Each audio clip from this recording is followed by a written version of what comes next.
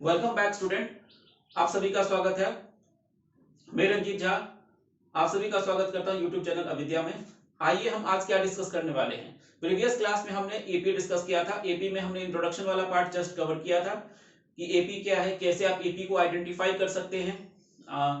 AP अगर हमारे पास common difference हो, फर्स्ट टर्म हो, तो कैसे एपी को हम लिख सकते हैं और नंबर ऑफ एपीज को कैसे इंक्रीज कर सकते हैं हम। राइट, तो बेसिक इंट्रोडक्शन के बारे में हमने एपी कवर कर लिया था हमने प्रीवियस क्लास में। आज हम डिस्कस करने वाले second part, that is nth term of an AP. nth term of an AP और ये क्या होता है, इसके क्वेश्चंस आप कैसे कर सकते हैं और इन फॉर्मूले का आप वर्ड्स प्रॉब्लम में कैसे अप्लाई कर सकते हैं। थोड़ा ये हम अभी डिस्कस करेंगे और देखेंगे कि क्या सीबीएसई पेपर में किस टाइप के क्वेश्चन इसके रिगार्डिंग आए हुए हैं। तो आइए शुरू करते हैं। एपी एपी में हमारा है आज का topic nth term of an AP. First of all जो हमारे पास एपी होता है, एपी कैसे आइडेंटिफाई करते हैं, तो एपी आइडेंटिफाई करते हैं किस बेस पे, जब सेम कॉमन डिफरेंस हो। अगर सेम कॉमन डिफरेंस किसी भी सीक्वेंस और सीरीज का अगर कॉमन डिफरेंस सेम हो, अगर कॉमन डिफरेंस सेम हो तो हमारा क्या कहलाता है, एपी कहलाता है। Right, no doubt is about it. हमारे पास जो एपी होते हैं, दो टाइप के एपी होते हैं। एक एपी होता है infinite AP, and second one is finite AP. दो टाइप्स की एपी होते हैं। तो इनफाइनाइट एपी क्या है और फाइनाइट एपी क्या है। जैसे मान लो मैं एक एपी लिखता हूं, जैसे कि मैंने लिखा 2 4 6 8 एंड सो ऑन। तो यहाँ पे जो नंबर ऑफ टर्म्स है ना वो डिफाइन नहीं है, मतलब कंटिन्यूअसली इंक्रीज होता जा रहा है। यहाँ पे नंबर ऑफ टर्म्स जो है वो फिक्स नहीं है, कितने नंबर ऑफ टर्म्स होंगे ये फिक्स नहीं। यहाँ पे नंबर ऑफ टर्म्स हमारे इनफाइनाइट है, first term, second term, third term, fourth term and so on. इस ऐसे एपी को कहते हैं हम इनफाइनाइट एपी। अगर इसी एपी में अगर मैं इस तरीके से लिख दूं 2 4 6 8 and so on 50 up to 50, तो यहाँ पे टर्म्स को हमने क्या किया, फाइनाइट कर दिया। यहाँ पे नंबर ऑफ टर्म्स क्या आपका फाइनाइट है, number of terms is finite, और यहाँ पे इनफाइनाइट है।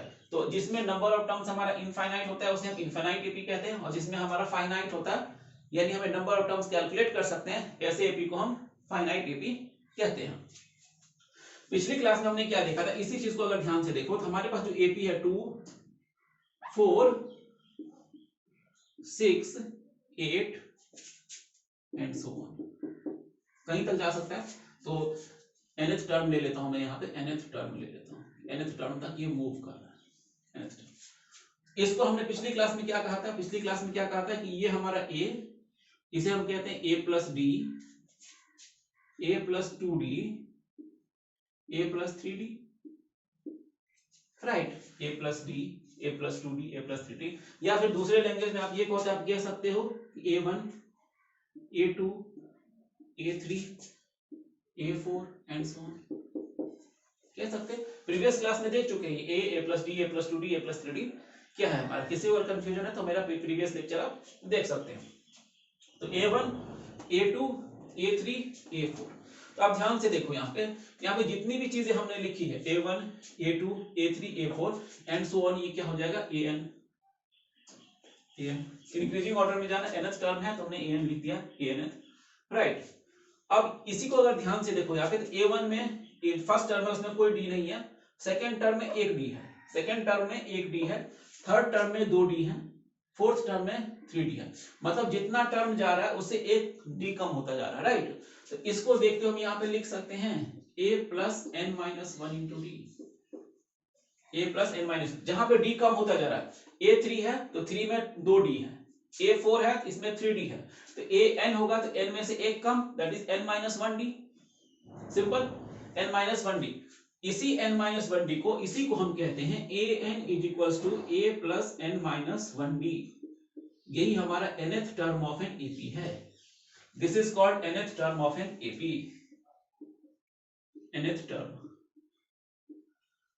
ऑफ एन एपी, ये हमारा कहलाता है an is equal to a plus n minus 1 into d. यहाँ पे ध्यान से देखो, इस an को आप क्या डिफाइन कर सकते हो, इस an को क्या कह सकते हो, इंक्रीजिंग ऑर्डर में है, मतलब a1 a2 a3 a4 an। तो ये जो टर्म होगा वो क्या एट लास्ट में आएगा, इसको आप लास्ट टर्म कह सकते हो। ये हमारा क्या है, last term. Okay, this is called last term. तो यहां से इस तरीके से यहाँ पे क्या कह सकते हो आप, यहाँ पे an क्या है आपका, where an is equal to last term या nth टर्म भी कह सकते हो। n इज इक्वल टू क्या है, नंबर ऑफ टर्म्स है, नंबर ऑफ टर्म्स। d आपका क्या है, कॉमन डिफरेंस है, कॉमन डिफरेंस। a आपका क्या है, दैट इज फर्स्ट टर्म। तो ये हमारा टोटल क्या हो गया, टोटल क्या हो गया, that is nth term of an AP. nth term of an AP को कैसे कैलकुलेट किया ये मैंने आपको दिखाया। हालांकि calculation examination point of view से इंपॉर्टेंट नहीं है, नहीं पूछा जाता है इसको डिराइव करने के लिए, बट इस फॉर्मूले का हम यूज करना सीखेंगे, कैसे इस फॉर्मूले को आप यूज कर सकते हैं। तो an is equal to a plus n minus 1 into d, an is equal to a plus n minus 1 into d. यहां से आप an भी कैलकुलेट कर सकते हैं, n भी कैलकुलेट कर सकते हैं, d भी कैलकुलेट कर सकते हैं और a भी कैलकुलेट कर सकते हैं। यहाँ पे एक पॉइंट ये है कि जो नंबर ऑफ टर्म्स है, ये नंबर ऑफ टर्म्स जो है ये हमारा नेचुरल नंबर होता है।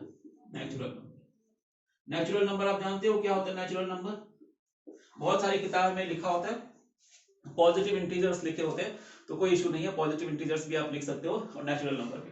तो नेचुरल नंबर क्या होता है, 1 2 3 4 5 6 7 8 9 10 एंड सो ऑन, ये हमारा क्या होता है, एक नेचुरल नंबर होता है। n is basically is God and एक नेचुरल नंबर होता है। तो पहले इसको आप नोट कर लो, फिर आगे हम इसके ऊपर क्वेश्चंस करते हैं। आइए पहले इस रिलेशन को एक बार हम सही तरीके से समझते हैं। जैसे कि मान लो मैं एक एपी कंसीडर कर रहा हूं और इस एपी से एक फॉर्मूले के थ्रू भी वेरीफाई करके देख रहे हैं और बाय जस्ट काउंटिंग भी हम इसको वेरीफाई करके देखने की कोशिश कर रहे हैं। देखते हैं जैसे कैसे हो सकता है ये 2 4 6 8 10 and so on up to 30 तक गया, राइट। तो पहले ये हमने एक एपी लिखा है, सिंपल सा हमने एक सिंपल सा एक एपी लिखा है। इतना एपी सुंदर सा एपी हमने लिखा है, क्यों लिखा है कि समझने में आसानी हो, कॉन्सेप्ट आपको समझ में आना चाहिए, ठीक है। एपी तो कुछ भी हो उससे कोई फर्क नहीं पड़ेगा, बट पहले आपको कॉन्सेप्ट समझ में आना चाहिए। तो first term, second term, third term, fourth term, fifth term, तो ये जो 30 है ये कौन सा टर्म होगा। जैसे 2 को हम फर्स्ट टर्म कह रहे हैं, 4 को हम सेकंड टर्म कह रहे हैं, 6 को हम थर्ड टर्म कह रहे हैं, इसको हम फोर्थ कह रहे हैं, इसको फिफ्थ कह रहे हैं एंड सो ऑन। ये हमारा 30 कौन सा टर्म होगा, 30 कौन सा टर्म होगा। क्वेश्चन आपको समझ में आ गया होगा कि जैसे first term, second term, third term, fourth term, उस तरीके से 30 कौन सा टर्म होगा। तो इसको हम बाय जस्ट काउंटिंग भी कर सकते हैं, चेक कर सकते हैं। वैसे आप तो डायरेक्ट देख के कह सकते हो कितना होगा, जैसे 2 4 6 8 10 12 14 16 18 20 22 24 26 28 30 काउंट कर लो। First second third fourth, first term second term third term, इस तरीके से। तो first second third fourth fifth six seventh eight nine 10 11 12 13 14 15, यानी जो 30 है वो हमारा कौन सा टर्म है, 15th टर्म है। n is equals to 15th term है, राइट। इसको जस्ट हमने ओरली कर लिया है, सिंपली लिखा है हमने, इसको कर लिया कि कौन सा टर्म होगा। अब इसी को हम फॉर्मूले से वेरीफाई करने की कोशिश करेंगे कि फॉर्मूले से आप इस चीज को कैसे कर सकते हो, फॉर्मूले से कैसे कर सकते हो इस चीज का, राइट। तो हमें पता है कि nth term of an AP क्या है, nth term of an AP क्या है। उसके लिए हम क्या करेंगे, सबसे पहले a लिख लो। a कितना है यहाँ पे 2, a कितना है 2, d कितना है 4 minus 2, 4 minus 2 that is 2, right. और ये जो an है, ये जो 30 है, ये क्या होगा हमारा लास्ट टर्म होगा, an इज इक्वल्स टू 30, क्योंकि सबसे लास्ट में यही है, क्योंकि ये कैसा एपी है, फाइनाइट एपी है। जो फाइनाइट एपी होगा, फाइनाइट एपी का जो सबसे लास्ट में लिखा होगा वो हमारा क्या करेगा, last term which is equals to an, उसको हम an से रिप्रेजेंट कर सकते हैं। नेक्स्ट हमारे पास nth term of an AP क्या है, nth term of an AP, तो आप लिख सकते हो using nth term of an AP, an is equals to a plus n minus 1 into d। Value को सब्स्टिट्यूट करो, an कितना 30, a कितना है 2, n की वैल्यू हमें कैलकुलेट करनी है 1 और d कितना है हमारे पास 2, d कितना है 2, तो ये कितना हो जाएगा 30 2 प्लस 2n माइनस 2, 2 से 2 cancel out, 2n is equals to 30, so n is equals to कितना हो जाएगा 15, n इज इक्वल्स टू। तो 30 जो है कौन सा टर्म होगा, तो 30 will be the 15th term of the AP, AP का कौन सा का 15th टर्म होगा, राइट। इसी पे आपसे क्वेश्चन, ऐसा भी क्वेश्चन पूछा जा सकता है, ऐसा भी क्वेश्चन पूछा जा सकता है कि आपको एपी दे दे और फिर पूछ ले कि 100 टर्म कौन सा होगा, ठीक है। जैसे कि मान लो यही क्वेश्चन लेते हैं, इस क्वेश्चन को आप नोट कर लो, यही क्वेश्चन लेते हैं। इस क्वेश्चन में मैं आपसे पूछ लेता हूं कि इसका पार्ट 1 कर लेते हैं, ये फर्स्ट टाइप हो गया, ये टाइप फर्स्ट, ये टाइप फर्स्ट वाला हो गया। टाइप सेकंड देखते हैं, टाइप सेकंड एपी यही रखा मैंने, एपी को चेंज नहीं किया, एपी को मैंने चेंज नहीं किया और इसको हटा दिया, राइट। टाइप 2, जो टाइप 2 है, टाइप 2 क्या बनेगा आपका, एपी दे रखा है 2 4 6 8 10 और ये इस बार जो एपी है कैसा है, इनफिनाइट एपी है और हमसे पूछा गया है find 100th term, find 100th term, ये पूछा गया। तो जिस तरीके से first term, second term, third term, fourth term, fifth term आएगा, उसी तरीके से काउंट करें 100th टर्म क्या आएगा, ये बताना है हमें 100th टर्म क्या आएगा। कैसे यूज करेंगे, सबसे पहले देखो a इज इक्वल टू कितना गिवन है 2, d इज इक्वल टू कितना है 2 और 100 term n is equal to 100 आपको निकालना है, n इज इक्वल टू 100 होगा और आपको क्या कैलकुलेट करना है, an कैलकुलेट करना है। क्यों an कैलकुलेट करना है, क्यों मैंने आपसे 100th टर्म पूछा है, तो 100 टर्म्स जो होगा वो इस एपी का क्या होगा, एज ए लास्ट टर्म होगा। एपी इनफिनाइट है, इसमें ये मत कहना कि सर 100 टर्म ही लास्ट क्यों होगा, लेकिन हमें ये कैलकुलेट करना है, तो यही हमारा लास्ट टर्म हमें ज्यूम करेंगे कि यही हमारा लास्ट टर्म है, दैट इज an ही हमें क्या करना है, कैलकुलेट करना है। फॉर्मूला यूज करेंगे, nth term of an AP, nth term of an AP, nth term of an AP क्या होता है, an is equal to a plus n minus 1 into d. an की वैल्यू हमें कैलकुलेट करनी है, तो an की वैल्यू मतलब 100 टर्म कैलकुलेट करना है, तो इसको मैं और लिख सकता हूं, a100 भी लिख सकता हूं कि a100 हमें कैलकुलेट करना है, क्योंकि n की जगह क्या होगा 100, तो a100 हमें क्या करना है, कैलकुलेट करना है। तो वैल्यू सब्स्टिट्यूट करो, तो a100 is equal to 2 plus 100 minus 1 into 2, value substitute किया, n की वैल्यू 100 गिवन थी, 100 लिखा हमने, तो a100 is equal to 2 plus 99 into 2, that is 200, a100 is equal to कितना होगा 200, तो 100 टर्म क्या होगा 200, यहां से काउंटिंग करते चलेंगे तो 100 टर्म्स आएगा, वो क्या आएगा हमारा 200 आएगा। ये हमारा सेकंड टाइप का क्वेश्चन हुआ। फर्स्ट टाइप का क्वेश्चन पूछा था जिसमें हमने n फाइंड आउट करना चाहा था, जिसमें एक फाइनाइट एपी था, उस फाइनाइट एपी में हमने कहा था कि ये कौन सा टर्म होगा, तो वहां से हमने n फाइंड आउट करना सीखा। अगर इनफिनाइट एपी है, इनफिनाइट एपी में हमने ये सीखा कि 100th टर्म क्या होगा, nth टर्म क्या हो सकता है। उसके लिए हमने कहा कि अगर मान लो n 100 है तो nth टर्म an क्या हो सकता है, लास्ट टर्म क्या पॉसिबल है, क्या हो सकता है, राइट। ये हमारा टाइप सेकंड टाइप का होगा। थर्ड टाइप एक देखते हैं, थर्ड टाइप एपी में चेंज नहीं कर रहा हूं, एपी में यही ले रहा हूं, ठीक है, एपी में यही ले रहा हूं, एपी में कोई चेंजेस नहीं है, एपी में कोई चेंजेस नहीं है, थोड़ा सा कॉन्फिडेंस आएगा, इसीलिए एपी में कोई चेंजेस नहीं है। टाइप थर्ड 2 4 6 8 लेना। मान लो एग्जाम में आपसे पूछता है, एग्जाम में आपसे पूछ लें कि इस तरीके से एपी दे दिया है और एपी देने के बाद पूछता है क्या इसमें 101 एक टर्म आएगा, क्या इसमें 101 एक टर्म आएगा, क्या 101 इस एपी का मेंबर होगा, क्या 101 इस एपी का मेंबर होगा। मैं एक नंबर ले रहा हूं 101, जिस तरीके से 2 4 6 8 10 है, तो यहाँ पे मान लो मैं कहता हूं 11th, तो क्या इसमें 11th आएगा, इसमें 11th नहीं आएगा, 10th के बाद डायरेक्ट क्या आएगा 12th आएगा, 11th तो आने की पॉसिबिलिटी है ही नहीं, 11th तो आ ही नहीं सकता, 10th के बाद कैसे 12th आएगा, right.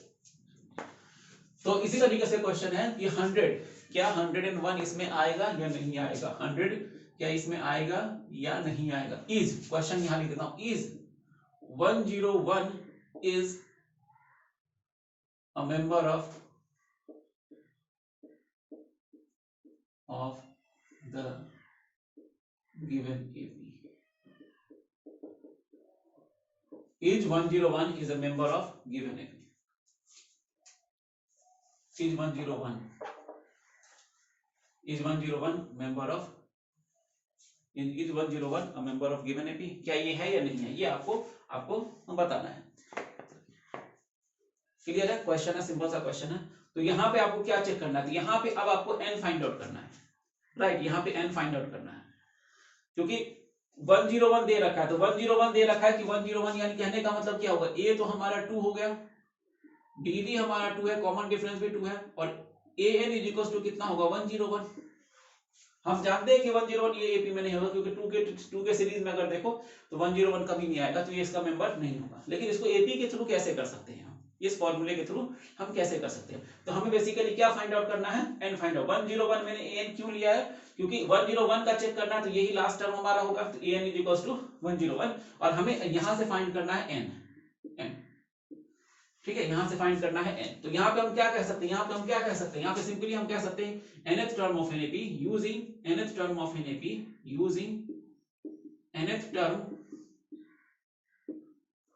Of an AP, that is an is equal to a plus n minus 1 into d, an is equal to a plus 1 minus 1। an कितना है 101, a की वैल्यू कितनी 2, n की वैल्यू कितनी है फाइंड आउट करना है हमें, d की वैल्यू कितनी है 2, तो 101 is equal to 2 plus 2n minus 2, 2 से 2 cancel out, 2n is equal to 101, n की वैल्यू कितनी आई 101 बाई 2। तो देखो n की वैल्यू किस में आ गई, फ्रैक्शन में आ गई, राइट। और मैंने आपसे क्या कहा था, n can not be n should be कैसा होना चाहिए, n आपका कैसा होना चाहिए, ऑलवेज अ नेचुरल नंबर, है ना। तो यहां लिख सकते हैं n is always a natural number, n is always a natural number, so 101 is not a member of given 101 जो है वो इसके गिवन एपी का मेंबर नहीं है। n की वैल्यू कैसी आनी चाहिए, n की वैल्यू ऑलवेज नेचुरल आना चाहिए, नेचुरल नंबर आना चाहिए, natural is always natural number, ठीक है।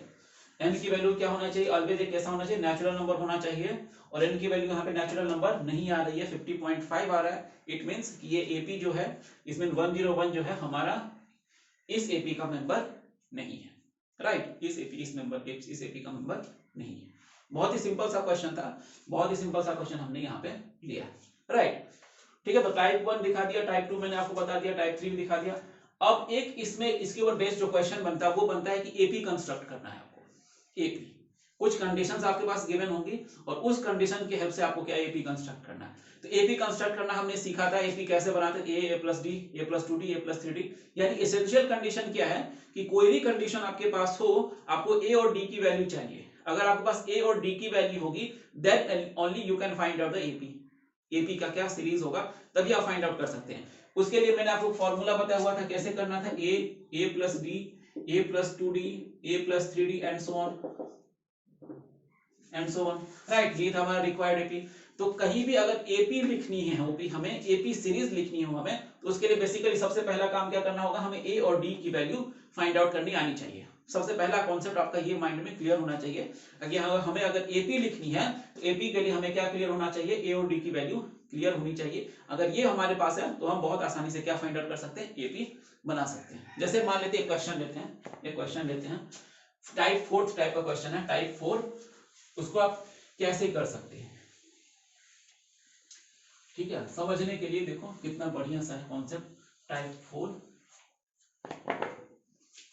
इस टाइप के क्वेश्चन आप कैसे कर सकते हैं, ठीक है। मान लो वो कहता है आपसे, एग्जामिनर कहता है आपसे 4 NAP थर्ड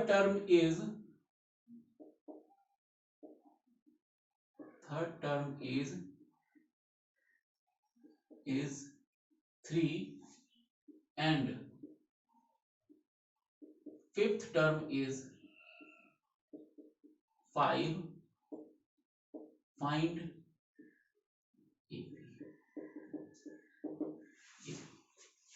एक एपी दे रखा है जिसका थर्ड टर्म उसने 3 दे रखा है और फिफ्थ टर्म उसका 5 दे रखा है, जिससे आपको एपी बनानी है, राइट।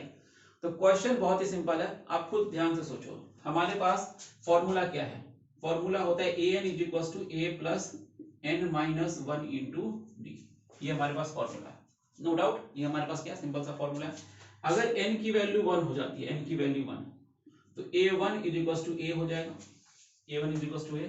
अगर n की वैल्यू 2 हो जाती है तो a is equal to a plus 2d, a plus 2d, sorry d, a plus d।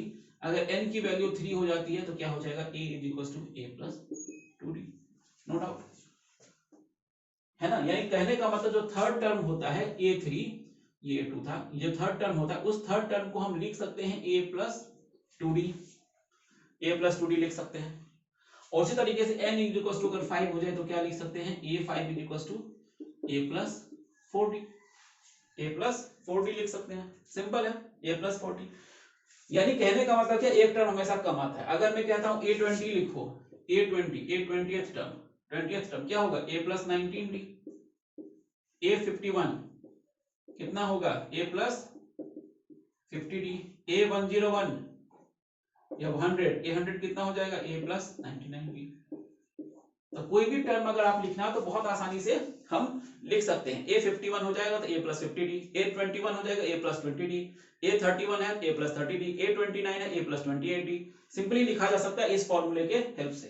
तो यहाँ पे हमें ध्यान से देखो, थर्ड टर्म दे रखा है, तो थर्ड टर्म को क्या लिख सकते हैं, तो हम लिखेंगे solution, solution, solution a3 is equals to 3, third term is 3, a3 लिख दिया, and a5 is equals to 5, तो 5 भी लिख दिया, a5 इज इक्वल्स टू 5, तो हमने 5 भी लिख दिया। बहुत ही सिंपल सा क्वेश्चन लिया, इसे आप ओरली भी कर सकते हो, इतना सिंपल सा क्वेश्चन मैंने लिया है, राइट। अब a3 को क्या लिख सकता हूं मैं, a3 को उस फॉर्मूले का यूज करके आप लिख सकते हो, a3 इज इक्वल्स टू कितना हो गया, a plus 2d is equals to 3, equation first. और इसका यूज करोगे तो a plus 4d, a plus 4d is equals to 5, equation 2। तो यहाँ पे देखो, यहाँ से जो क्लास 10th में टर्म 1 में हमने पढ़ा था पेयर ऑफ लीनियर इक्वेशन, ये पेयर ऑफ लीनियर इक्वेशन का रिलेशन आ गया है। a प्लस 2d, यानी a और d में दो वेरिएबल हैं, यहाँ भी a और d के दो वेरिएबल्स हैं, तो पेयर ऑफ लीनियर इक्वेशन का कंडीशन बन गया है, दोनों की डिग्री 1 1 है। तो पेयर ऑफ लीनियर इक्वेशन का कंडीशन है, दो इक्वेशंस है गिवन है, तो दो इक्वेशंस अगर गिवन है तो इन दोनों को हम आसानी से सिंप्लीफाई कर सकते हैं। किस तरीके से सॉल्व कर सकते हो, तो इसके लिए आप जानते हो आप क्या यूज कर सकते हो, क्रॉस मल्टीप्लिकेशन यूज कर सकते हो, एलिमिनेशन यूज कर सकते हो, सब्स्टिट्यूशन यूज कर सकते हो, राइट। ये सारे मेथड आप क्या कर सकते हो, यूज कर सकते हो इसको सॉल्व करने के लिए। जो भी आपकी चॉइस हो उससे आप इसको सॉल्व कर सकते हो, ठीक है। तो अब हम इक्वेशन 1 और इक्वेशन 2 को सॉल्व करते हैं, राइट। तो मैं इक्वेशन 1 और 2 को क्या कर देता हूं, सबट्रैक्ट कर लेता हूं, माइनस कर लेता हूं, राइट। तो लिख सकते हैं इक्वेशन 1 माइनस इक्वेशन 2। इक्वेशन 1 कितना है, a plus 2d is equal to 3 और a प्लस 4d, ठीक है, 5। तो माइनस करने पर क्या होगा, माइनस माइनस माइनस, ये टर्म कैंसिल आउट हो गया, तो क्या रह गया हमारे पास, minus 2d is equal to minus 2, minus से माइनस कैंसिल आउट, तो d इज इक्वल टू, तो यहां से हमें कॉमन डिफरेंस मिल गया 1। कॉमन डिफरेंस कितना मिल गया, 1। कॉमन डिफरेंस 1 मिल गया, तो किसी भी इक्वेशन का यूज कर लो, किसी भी इक्वेशन का आप यूज कर सकते हो, किसी भी इक्वेशन का आप यूज कर लो। तो किसी भी इक्वेशन को यूज करेंगे तो a प्लस 3d वाला ले लेते हैं, a plus 2d is equal to 3 फ्रॉम 1, तो a की वैल्यू हमें फाइंड आउट करनी है, d की वैल्यू कितनी है 1, तो 1 रख दिया हमने, 3। a plus 2 is equal to कितना, 3, so a is equal to कितना हो गया 1। यानी a भी हमारा 1 है, a भी हमारा 1 है और d भी हमारा क्या है 1 है। तो a और d की दोनों वैल्यू मिल गई, तो जो दोनों वैल्यू मिल गई तो इसका ap हम आसानी से लिख सकते हैं, कोई डाउट नहीं है। सिंपली रिक्वायर्ड ap क्या हो जाएगा, रिक्वायर्ड एपी फॉर्मूला लगा सकते हो, a plus D a plus 2d, इस तरीके से। तो 1 हो जाएगा, 1 में कॉमन डिफरेंस ऐड करेंगे तो 2 हो जाएगा, 2 में कॉमन डिफरेंस ऐड करो 3 हो जाएगा, 3 में कॉमन डिफरेंस ऐड करो 4 हो जाएगा, 4 में कॉमन डिफरेंस ऐड करो 5 हो जाएगा, 6 हो जाएगा, एंड सो ऑन। अब ध्यान से देखो, फर्स्ट सेकंड थर्ड टर्म 3 आ रहा है, यही क्वेश्चन में गिवन था। थर्ड टर्म इज 3, तो थर्ड टर्म 3 है, and fifth term is 5, fifth term is 5, तो फिफ्थ टर्म इज 5।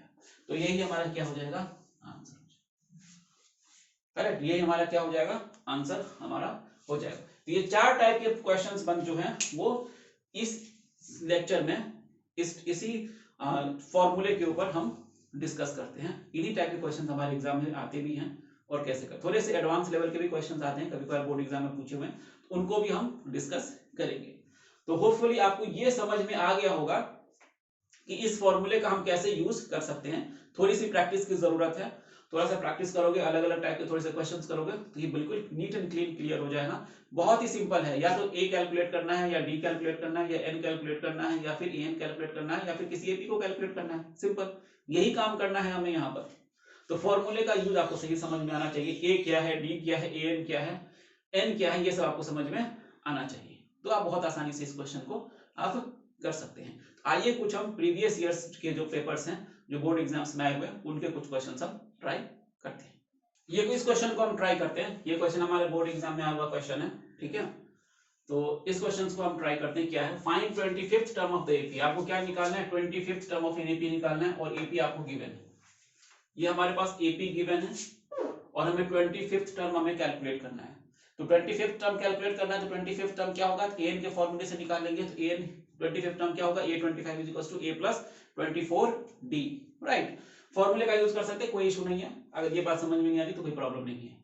तो सबसे पहला काम क्या करना है, हमें a और d कैलकुलेट करना है इसमें से। तो सॉल्यूशन सबसे पहला काम क्या करना है आपको, a और d कैलकुलेट करना है। तो a कितना है यहाँ पर, a is equal to -5। d calculate करना है, d इज इक्वल टू कितना होगा, -5/2 -5/2 प्लस 5, एलसीएम ले लो, एलसीएम लोगे तो 2 -5 प्लस 10 दैट इज 5/2। तो d यहां से निकल गया 5/2। a की वैल्यू भी मिल गई, d की वैल्यू भी हमें मिल गई, राइट। a की वैल्यू भी मिल गई, d की वैल्यू भी हमें मिल गई। हमें क्या फाइंड करना है, 25th टर्म। तो using nth term formula, nth term of an AP is equal to क्या हो जाएगा, a n is equal to a plus n minus 1 into d. तो n की वैल्यू कितनी है, 25। a 25 is equal to a की value कितनी है, -5। सो -5, n की वैल्यू कितनी है, n की वैल्यू है 25 -1, और d की वैल्यू कितनी है 5/2 इंटू 5/2 मल्टीप्लाई 5/2 मल्टीप्लाई हमने कर दिया इसको, 5/2 मल्टीप्लाई हमने कर दिया।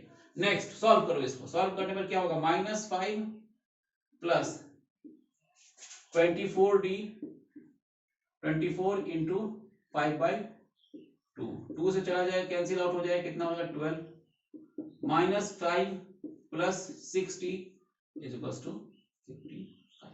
a25 is equal to 55, a25 is equal to 25। बहुत ही सिंपल, ज्यादा इसमें करना ही नहीं है। कॉन्सेप्ट वगैरह समझ में आ गया तो बहुत ही सिंपल था। 1 मार्क का क्वेश्चन था ये आपके एग्जाम में, 1 मार्क का क्वेश्चन। तो समझ लो 1 मार्क का क्वेश्चन किस टाइप का आ रहा है। तो 1, 2, 3 मार्क्स का क्वेश्चन कैसे आ सकते हैं, राइट। प्रैक्टिस की जरूरत है, प्रैक्टिस इज मोस्ट इंपॉर्टेंट, क्योंकि अगर विद इन टाइम लिमिट आप पेपर नहीं कर पाओगे तो पेपर आपके छूटने के चांसेस होते हैं। ओके, एक क्वेश्चन हमने ये किया जो आपके बोर्ड एग्जाम में पूछा हुआ था। एक और क्वेश्चन हम ट्राई करते हैं। आइए सेकंड क्वेश्चन को करते हैं हम। क्या है, what is the common difference of an AP in which a21 minus a7 is equal to 84। यहां से हमें कॉमन डिफरेंस फाइंड आउट करना है। क्वेश्चन बहुत ही सिंपल है, बस इसमें आपको थोड़ी सी समझने की जरूरत है। कॉमन डिफरेंस फाइंड आउट करना है, मींस हमें डी कैलकुलेट करना है। कैसे हम इस चीज को फाइंड आउट कर सकते हैं, आइए देखते हैं, ठीक है। सॉल्यूशन आप जानते हो एज टर्म में गिवन क्या है, गिवन दे रखा है इन्होंने, given a21 minus a7 is equal to 84, right. a21 को क्या लिख सकते हैं, a21 को लिख सकते हैं a प्लस 20d, a7 को क्या लिख सकते हैं, a plus 6d is equal to 84। कैसे लिखा हमने, ये अगर पता करना है आपको तो आप यहाँ लिख सकते हो an is equal to a plus n minus 1 into D.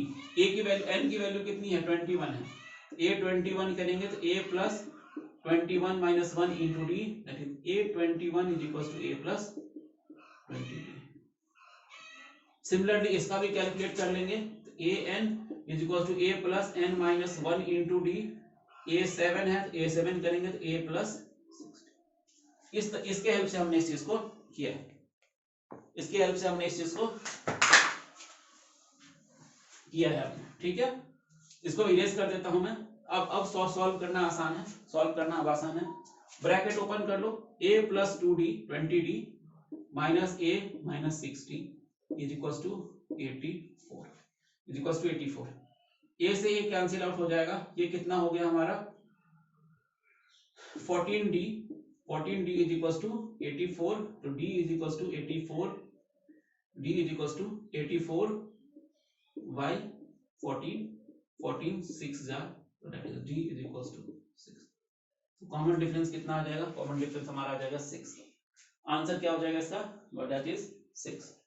Okay, तो ये बहुत ही सिंपल सा क्वेश्चन पूछा था, ये आपका 1 मार्क का क्वेश्चन था, 2017 में पूछा हुआ ये क्वेश्चन है, बहुत ही सिंपल सा क्वेश्चन है।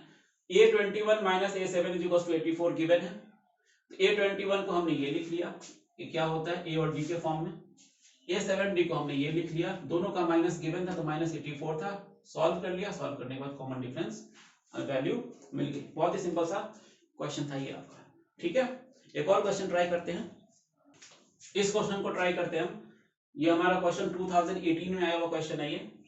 The next term of an AP √7 √28 √63 is this, right. इस क्वेश्चन को सॉल्व करना, आपको नेक्स्ट टर्म बताना, तो √7 के बाद √20 √128 √163, नेक्स्ट टर्म हमारा क्या होगा, नेक्स्ट टर्म हमारा क्या होगा। तो अब नेक्स्ट टर्म पूछा उसने, तो ये देखो, ये इस टर्म को हम क्या कहते हैं, सॉल्यूशन अगर हम स्टार्ट करें, सॉल्यूशन स्टार्ट, तो given AP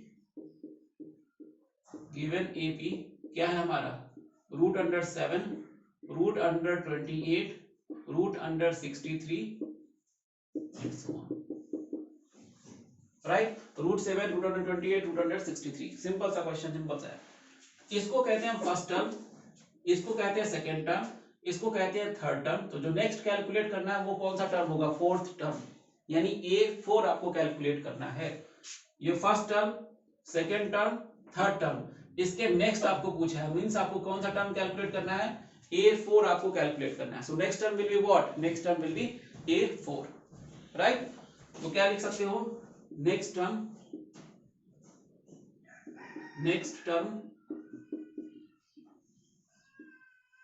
will be A4। Next term क्या होगा हमारा, A4 होगा। A4 कैलकुलेट करने के लिए आपका चाहिए, A चाहिए और D चाहिए, राइट, दोनों चाहिए। तो A कितना है यहाँ पे गिवन है, A is equal to √7, A मिल गया, हमें D चाहिए, D इज इक्वल टू कितना होगा, D is equal to √28 minus √7, √28 minus √7। तो √28 को क्या लिख सकता हूँ, ध्यान से देखो, √2 इंटू 2 इंटू 7 माइनस √7, तो 2√7 लिख सकते हैं इसको, और माइनस √7। तो यहाँ से सॉल्व करने पर क्या होगा, 2√7 माइनस √7 दैट इज √7। तो कॉमन डिफरेंस भी हमें क्या मिल गया, √7 मिल गया, कॉमन डिफरेंस इज √7। हमें क्या कैलकुलेट करना है, A4 यानी फोर्थ टर्म। तो fourth term will be A4 is equals to A plus 4 minus 1 into D, right। Direct फॉर्मूले का यूज कर लिया हमने, AN is equals to A plus N minus 1 into D में मैंने A is equals to A4 is equals to लिख दिया, तो A plus 4 minus 1 into D direct लिखा हमने। This A4 is equals to यहाँ से कितना हो गया, A की वैल्यू सब्स्टिट्यूट करो, A की वैल्यू कितना है, √7 प्लस 3 इंटू √7, तो कितना हो जाएगा, √7 प्लस 3√7 दैट इज 4√7, राइट। 4 को अंदर लेके चलो, तो 4 इंटू 4 इंटू 7 मल्टीप्लाई कर लो, 16 इंटू 7, 16 इंटू 7 हो गया 11, तो कितना हो जाएगा आंसर, 112 √112। तो जो next term will be what होगा, √112, that is option d is correct, option d is correct. Okay, so कैसे आइडेंटिफाई करना, इस टाइप के क्वेश्चंस भी एग्जाम में पूछे हुए हैं, कुछ क्वेश्चन जो है फॉरेन में पूछे हुए, कुछ आपके बोर्ड एग्जाम में पूछा हुआ है, कोई आउटसाइड दिल्ली है, कोई इनसाइड दिल्ली है, इस तरीके से क्वेश्चंस है हमारे पास, राइट। तो थर्ड क्वेश्चन भी हमने देखा, एक अलग टाइप का क्वेश्चन था, इसको भी हमने देखा कैसे आप फाइंड आउट कर सकते हैं इस टाइप के क्वेश्चंस को।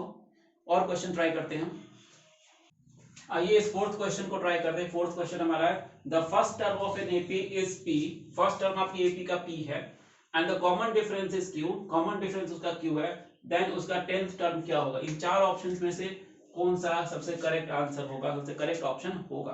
करेक्ट।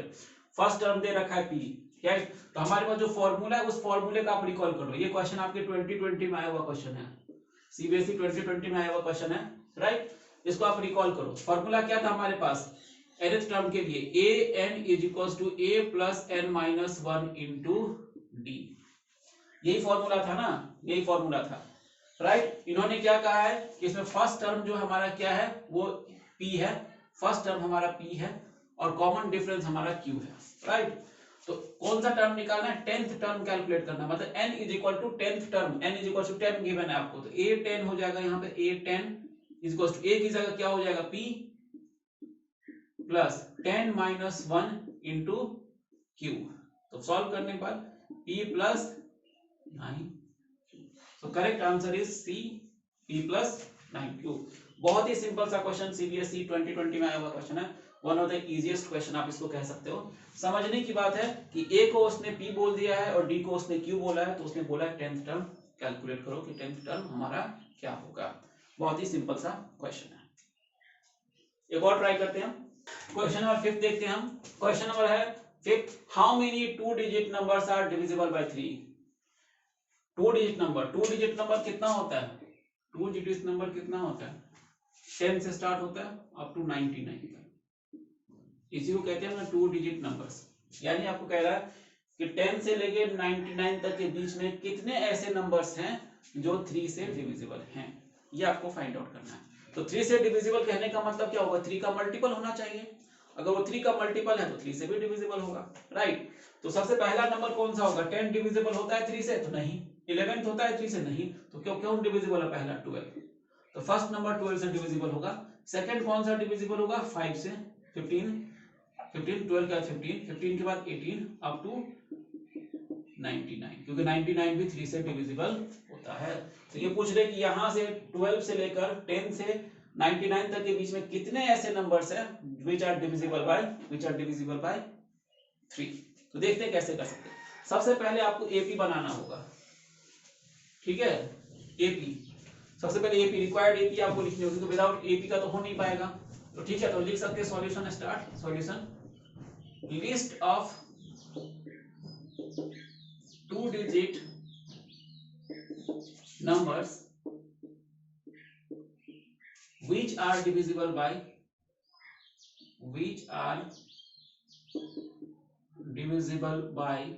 3 क्या है? 12, 15, 18, 21 and so on 99 up to 99। so यहाँ से क्या मिल जाएगा? a is equals to 12, d is equals to 3 and an is equals to 99 and we have to find n। how many numbers है ना, कितने नंबर्स हैं, तो कितने टर्म्स आपको फाइंड आइडेंटिफाई करना। सिंपली फॉर्मूला यूज करेंगे। कौन सा formula? an is equals to a plus n minus 1 into d।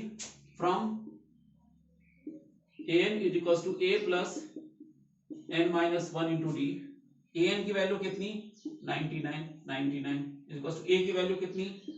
12 plus n की वैल्यू कितनी है फाइंड आउट करना है, और d की वैल्यू कितनी है? 3 है। तो 99 is equals to 12 plus 3n minus 3, right. तो कितना हो जाएगा? यहां से ध्यान से देखो, ये हो गया आपका 102 minus 12 is equals to 3n। So 3n is equals to 90, so n is equals to 30, n is equals to 30। तो 30 ऐसे नंबर्स होंगे 12 से लेके 99 तक, 30 ऐसे नंबर्स हैं जो किससे डिविजिबल है? हमारे 3 से डिविजिबल है। इसी तरह क्वेश्चन आ सकता है कि 7 से डिविजिबल हो, 5 से डिविजिबल हो, कोई 2 डिजिट नंबर जो 5 से डिविजिबल हो, राइट। इस तरीके से ऐसे सारे बहुत सारे क्वेश्चन सब बनाए जा सकते हैं आपके एग्जाम में। इसी पैटर्न का बहुत सारे क्वेश्चन बनाए जा सकते हैं। तो how many 2 digit numbers are divisible by 3? तो हमने ये क्वेश्चंस किया, बहुत ही सिंपल सा क्वेश्चन था, इसको हमने यहाँ पे किया। तो हमने आज की क्लास में nth term of an AP के बारे में डिस्कस किया, और इसके क्वेश्चंस आप कैसे कर सकते हो, कॉन्सेप्ट्स क्या थे, इसके बारे में हमने डिस्कस किया। जो नेक्स्ट वाला वीडियो लेक्चर होगा वो हमारा सम के ऊपर बेस्ड होगा, सम ऑफ द एपीज के ऊपर बेस्ड होगा। और उसके बाद एक और हमारी क्लास होगी। एक और वीडियो मैं अपलोड करूंगा जो आपका प्रॉब्लम्स के रिगार्डिंग में होगा, जिसमें आपका इंट्रोडक्शन वाला भी पार्ट होगा, इंडस्ट्रम वाला भी पार्ट होगा और साथ में सम ऑफ वाला भी पार्ट होगा। तो होपफुली आपको ये वीडियो पसंद आई होगी। Thank you, thanks for watching.